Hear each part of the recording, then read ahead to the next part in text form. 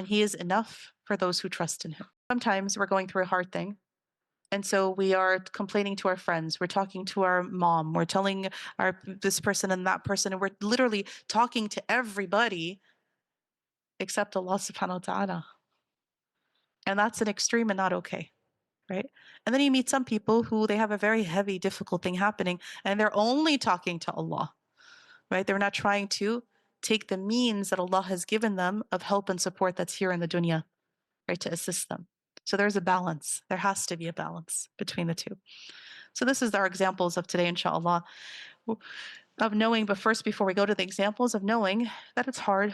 It's really hard to trust anybody in a complete sense other than Allah subhanahu wa ta'ala. And that's where Allah subhanahu wa ta'ala says in the Quran, yes, indeed, everything in the heavens and the earth belongs to God. And He is enough for those who trust in Him. He's sufficient. He is enough for those who trust in Him. But do not think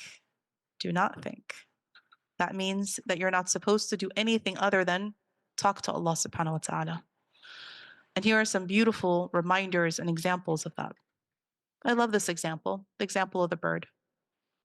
The little bird wakes up every morning not knowing where its food is. It doesn't have extra food, that it doesn't have a fridge or a pantry, right? It doesn't store any of its food, right? It wakes up every morning not knowing where the food is going to come from, but flies out every morning in search of food, doing her part. She does her part to search for the food.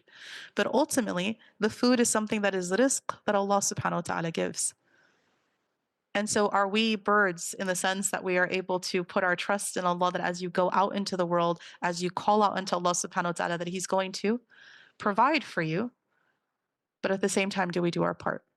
Do we do our part? We have to sometimes also be willing to do our part in the story, to strive and to trust, to strive and to trust together, right? And the result is ultimately from Him. The end result is up to Allah subhanahu wa ta'ala. But you, as long as you've done your part, which is why we always tell people the end result isn't what Allah judges you on. It's the effort that you put in. And the answer is, you are judged on the effort, not on the result, because the result is in Allah's hands. You are judged on the effort, not on the result.